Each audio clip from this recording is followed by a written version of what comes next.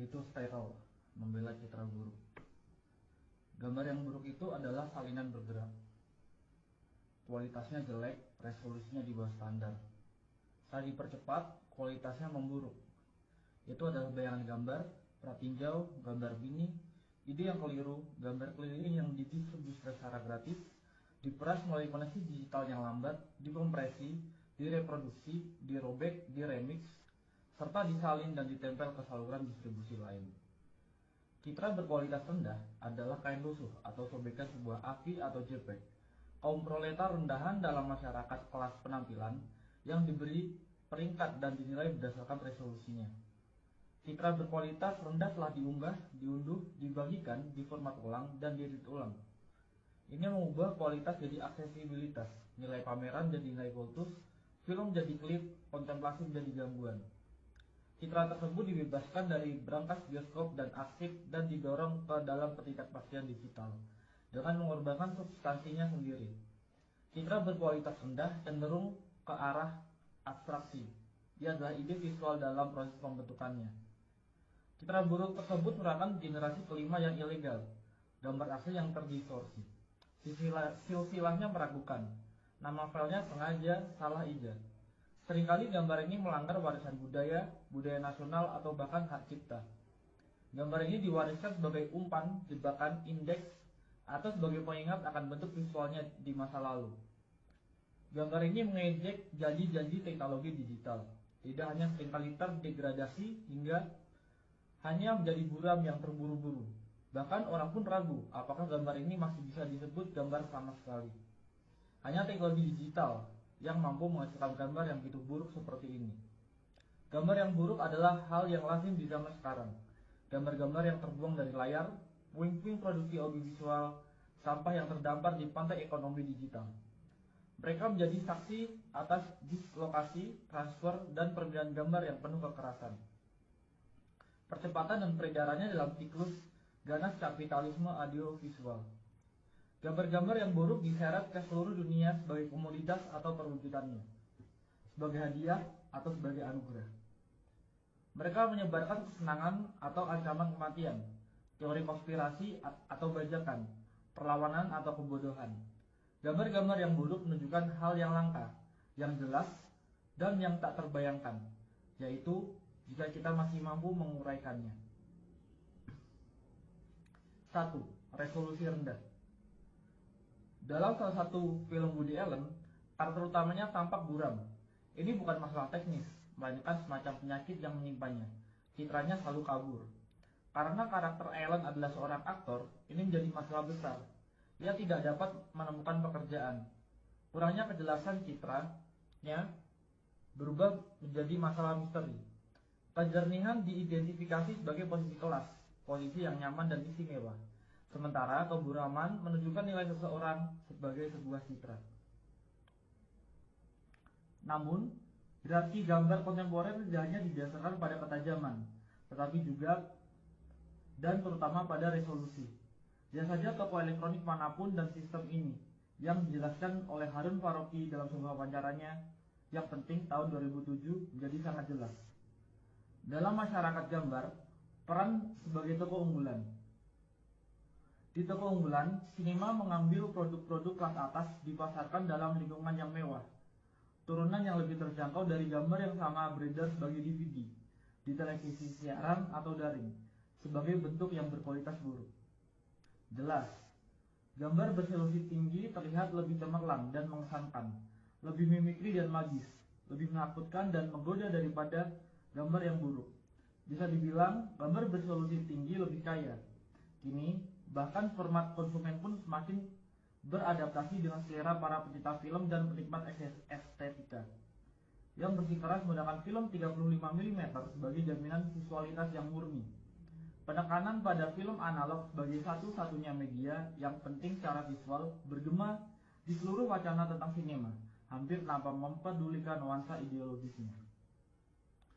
Tidak pernah menjadi masalah bahwa ekonomi produksi film kelas atas ini dan masih berakar kuat dalam sistem budaya nasional, produksi studio kapitalis, kultus kejeniusan yang sebagian besar laki-laki dan versi asli dan karenanya seringkali konservatif dalam struktur dasarnya. Resolusi diagungkan seolah-olah ketiadaannya sama dengan pengibirian sang pengarang. Pemujaan terhadap ukuran film mendominasi bahkan produksi film independen. Citra yang kaya tersebut menciptakan hierarki tersendiri dengan teknologi baru yang menawarkan semakin banyak kemungkinan untuk secara kreatif merusak citra tersebut. 2. Kebangkitan sebagai gambaran yang buruk. Namun, bersikeras pada penggunaan gambar yang kaya juga memiliki konsekuensi yang lebih serius. Seorang pembicara dalam konferensi esai film baru-baru ini menolak untuk menampilkan cuplikan dari karya Humphrey Jennings karena tidak tersedia proyektor film yang memadai. Meskipun pembicara memiliki pemutar DVD dan proyektor video standar, para hadirin dibiarkan membayangkan seperti apa tampilan gambar-gambar tersebut. Dalam kasus ini, ketidakjelasan gambar tersebut disebabkan oleh kurang lebih bersifat sukarela dan berdasarkan premis estetika. Tetapi, hal ini menjadi padanan yang jauh lebih umum berdasarkan konsekuensi kebijakan neoliberal. 20 atau bahkan 30 tahun yang lalu, restrukturasi neoliberal, produksi media mulai perlahan-lahan mengaburkan citra non-komersial, hingga pada titik di mana sinema eksperimental dan esai hampir tidak terlihat. Karena menjadi sangat mahal, biaya untuk terus memutar karya-karya ini di bioskop sangat mahal, sehingga dianggap terlalu marginal untuk ditayangkan di televisi. Dengan demikian, karya-karya tersebut perlahan menghilang bukan hanya dari bioskop, tetapi juga dari ruang publik. Esai video dan film eksperimental sebagian besar tetap tidak terlihat kecuali beberapa pemutaran langka di museum film metropolitan atau klub film yang diproyeksikan dalam resolusi aslinya sebelum menghilang lagi ke dalam kegelapan arsip. Perkembangan ini tentu saja terkait dengan radikalisasi neoliberal dari konsep budaya sebagai komoditas, komersialisasi sinema, penyebarannya ke bioskop multiplex, dan marginalisasi pembuat film independen. Hal ini juga terkait dengan restrukturasi industri media global dan pembentukan monopoli atas audiovisual di negara atau wilayah tertentu.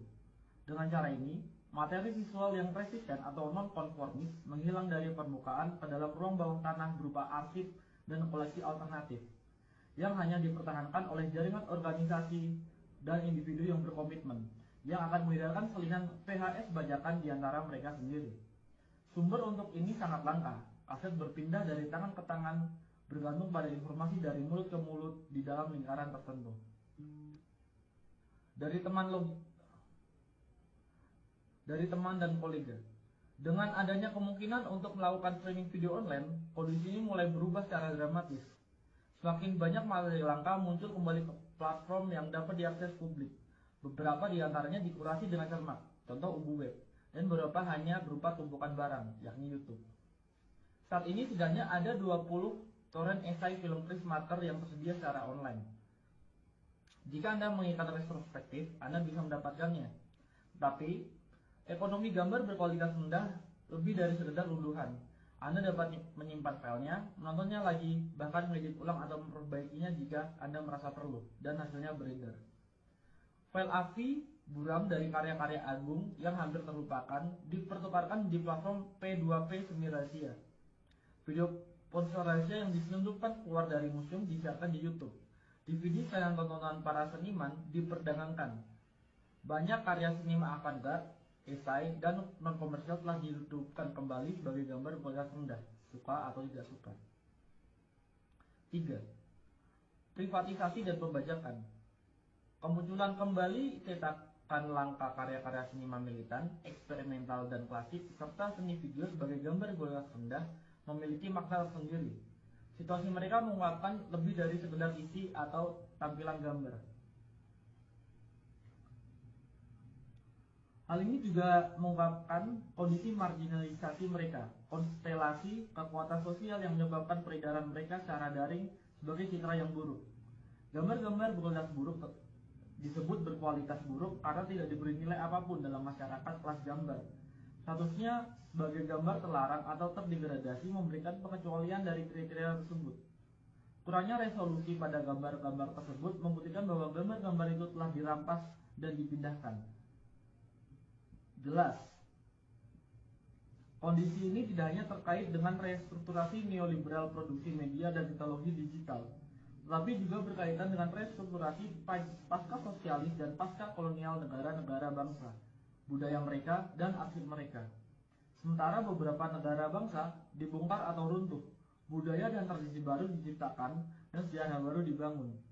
Hal ini jelas juga mempengaruhi arsip film dalam banyak kasus. Seluruh warisan cetakan film dibiarkan tanpa kerangka pendukung budaya nasionalnya, seperti yang pernah saya amati dalam kasus Museum Film di Sarajevo. Arsip nasional dapat menemukan kehidupan selanjutnya dalam bentuk toko penyewaan video. Sayang, bajakan merembes keluar dari arsip tersebut melalui privatisasi yang tak terorganisir. Di sisi lain, bahkan perusahaan Inggris pun menjual isinya secara online dengan harga yang sangat tinggi. Seperti yang dicatat oleh Kurt Wieschun, citra buruk beredar sebagian karena kekosongan yang ditinggalkan oleh organisasi perfilman negara yang merasa terlalu sulit untuk beroperasi sebagai arsip 16 atau 35 mm atau untuk mempertahankan infrastruktur distribusi apapun di era kontemporer. Dari perspektif ini, citra buruk mengungkapkan penurunan dan degradasi esai film atau bahkan sinema eksperimental dan non-komersial apapun yang di banyak tempat dimungkinkan karena produksi budaya dianggap sebagai tugas negara. Privatisasi produksi media secara bertahap menjadi lebih penting daripada produksi media yang dikendalikan atau disponsori negara. Namun di sisi lain, privatisasi konten intelektual yang merajalela bersama dengan pemasaran online dan komodifikasi juga memungkinkan pembajakan dan pengambil alihan. Hal ini menimbulkan peredaran citra buruk. 4. Sinema yang tidak sempurna. Muncul citra yang buruk mengingatkan kita pada manifesto ketiga klasik untuk sinema yang tidak sempurna karya Juan Garcia Espinosa yang ditulis di Kuba pada tahun 1960-an. Espinosa berpendapat untuk sinema yang tidak sempurna karena menurutnya sinema yang sempurna secara teknis dan artistik mahir hampir selalu merupakan sinema reaksioner. Sinema yang tidak sempurna adalah sinema yang berupaya mengatasi pembagian kerja dalam masyarakat kelas.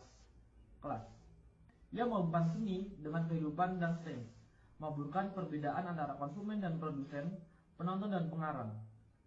Ia bersikeras pada identitasnya sendiri.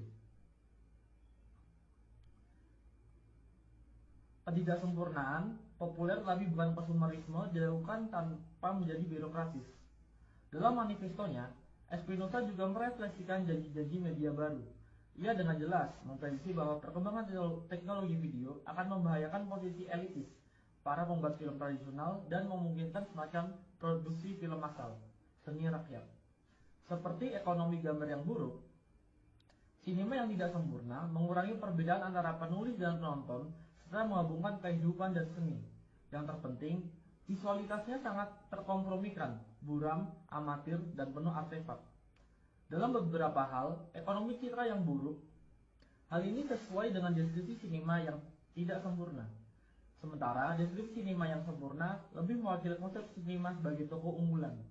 Namun, sinema yang tidak sempurna, yang nyata dan kontemporer, jauh lebih ambivalen dan afektif daripada antisipasi Espinosa. Di satu sisi, ekonomi gambar berkelas rendah dengan kemungkinan distribusi global yang langsung dan etika remix dan apropriasi memungkinkan partisipasi kelompok produsen yang jauh lebih besar daripada sebelumnya. Namun, ini tidak berarti bahwa peluang-peluang ini hanya digunakan untuk tujuan progresif. Ujar kebencian, spam, dan sampah lainnya juga menyebar melalui koneksi digital. Komunikasi digital juga telah menjadi salah satu pasar yang paling diperebutkan. Sebuah zona yang telah lama mengalami akumulasi modern baru yang berkelanjutan dan upaya privatisasi besar-besaran, dan sampai batas tertentu berhasil.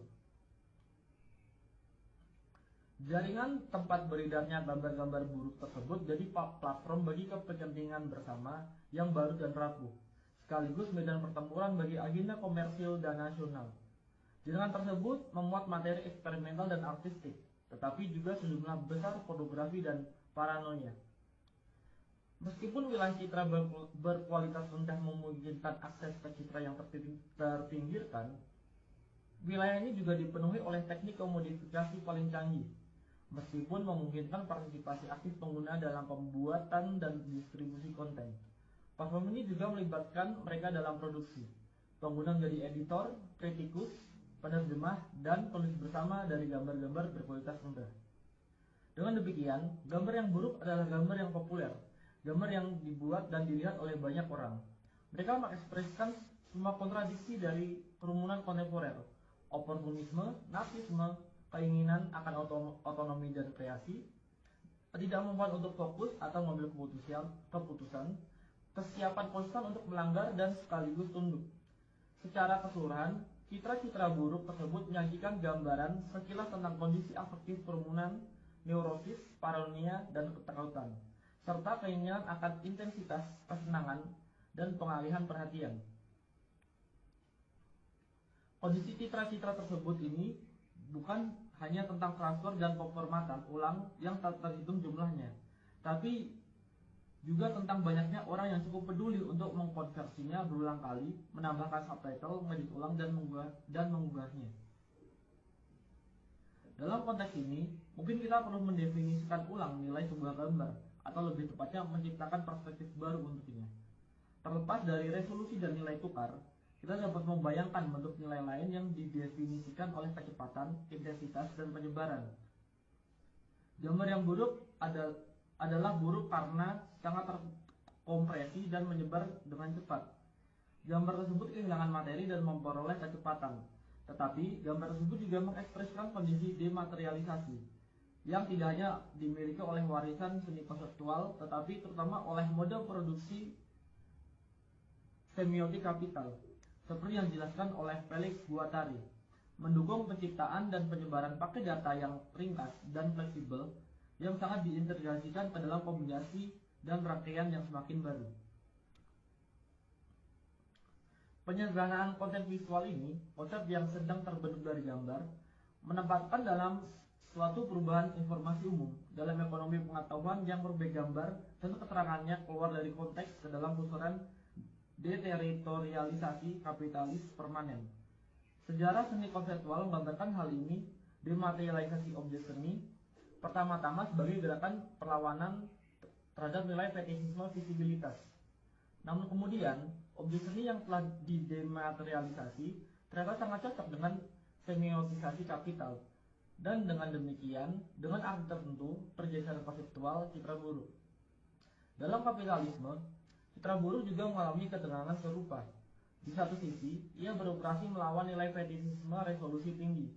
Di sisi lain, justru nilai mengapa ia akhirnya terintegrasi sempurna ke dalam kapitalisme informasi yang berkembang pesat pada rentang perhatian yang terkompresi, pada kesan daripada impresi, pada intensitas daripada kontemplasi, pada pratinjau daripada pemutaran. 5. Kawan, bagaimana ikatan visual Anda hari ini?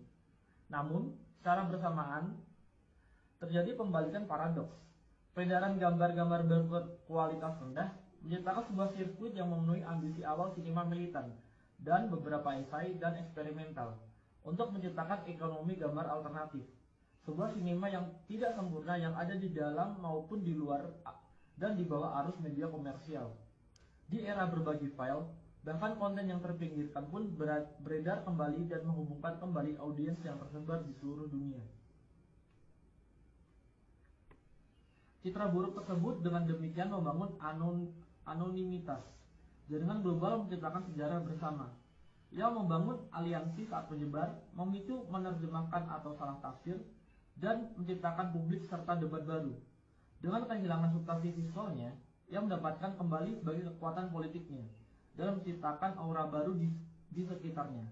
Aura ini tidak lagi didasarkan pada kekekalan asli, tetapi pada sifat sementara salinannya. Ia tidak lagi berlabuh ke dalam ruang publik klasik yang dimediasi dan didukung oleh kerangka negara bangsa atau korporasi, tetapi mengambang di permukaan kumpulan data yang sementara dan meragukan.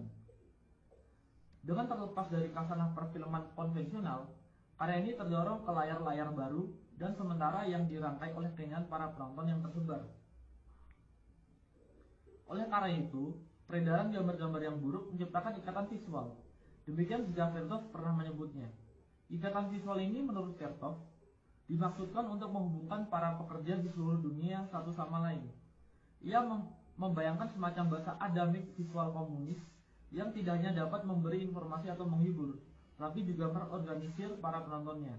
Dalam arti tertentu, mimpinya telah menjadi kenyataan, meskipun sebagian besar di bawah kekuasaan kapitalisme informasi global yang audiensnya terhubung hampir secara fisik melalui kegembiraan bersama keselarasan afektif dan kecemasan. Namun, ada juga peredaran dan produksi gambar berkualitas rendah yang dihasilkan oleh kamera ponsel, komputer rumahan, dan bentuk distribusi yang tidak konvensional. Koleksi optiknya, penyusunan kolektif sebagai file atau sirkuit distribusi akan rumput, mengungkapkan hubungan yang tidak menentu dan kebetulan antara para produsen dimanapun yang secara bersamaan membentuk audiens yang tersebar. Peredaran gambar-gambar berkualitas buruk memicu baik jalur perakitan media kapitalis maupun ekonomi audiovisual alternatif. Selain banyak kebingungan dan penyeranan, hal ini juga berpotensi menciptakan gerakan pemikiran dan pengaruh yang mengganggu. Peredaran gambar berkualitas rendah dengan demikian memulai babak lain dalam dianologi histori sirkuit informasi nonkonformis, ikatan visual verter, pedagogi pekerja internasionalis yang dijelaskan oleh Peter Weiss dalam The Aesthetic of Resistance, sirkuit sinema ketiga, dan trikontinentalisme, pembuatan film dan pemikirnya yang tidak berpihak. Gambar berkualitas rendah, betapapun ambivalennya statusnya, dengan demikian mengambil tempat dalam dianologi pamflet yang disalin karbon, film agitprop kereta api, majalah video bawah tanah, dan materi nonkonformis lainnya, yang secara estetika sering menggunakan materi berkualitas rendah. Selain itu, hal ini juga mengaktualisasikan kembali banyak gagasan historis yang terkait dengan sirkuit-sirkuit ini. Antara lain, gagasan Vespa tentang ikatan visual. Bayangkan seseorang di masa lalu dengan baret bertanya kepada Anda, "Kawan, apa ikatan visual Anda hari ini?" Anda mungkin menjawab, "Ini adalah tautan ke masa kini." 6. Sekarang. Citra buruk tersebut mewujudkan nasib setelah kematian banyak mahakarya sinema dan seni video di masa lalu. Karya-karya tersebut telah diusir dari surga terlindungi yang tampaknya pernah menjadi milik sinema. Setelah dikeluarkannya dari arena budaya nasional yang terlindungi dan seringkali proteksionis, dibuang dari peredaran komersial, karya-karya ini menjadi pengembara di tanah tak bertuan digital, terus-menerus mengubah resolusi dan formatnya, kecepatan dan medianya, bahkan terkadang kehilangan nama dan kredit di sepanjang jalan. Sekarang banyak dari karya-karya ini kembali sebagai gambar yang buruk, saya akui. Tentu saja orang bisa berpendapat bahwa ini bukanlah yang asli, tetapi kemudian, tolong siapapun, tunjukkan kepada saya yang asli. Citra buruk tersebut bukan lagi tentang hal yang sebenarnya yang asli dan orisinal. Sebaliknya, ini tentang kondisi eksistensinya yang nyata, tentang sirkulasi kerumunan, penyebaran digital, temporalitas yang terpecah-pecah dan fleksibel. Ini tentang pembangkangan dan mengappropriation, sama seperti tentang konformisme dan eksploitasi. Singkatnya, ini tentang realitas.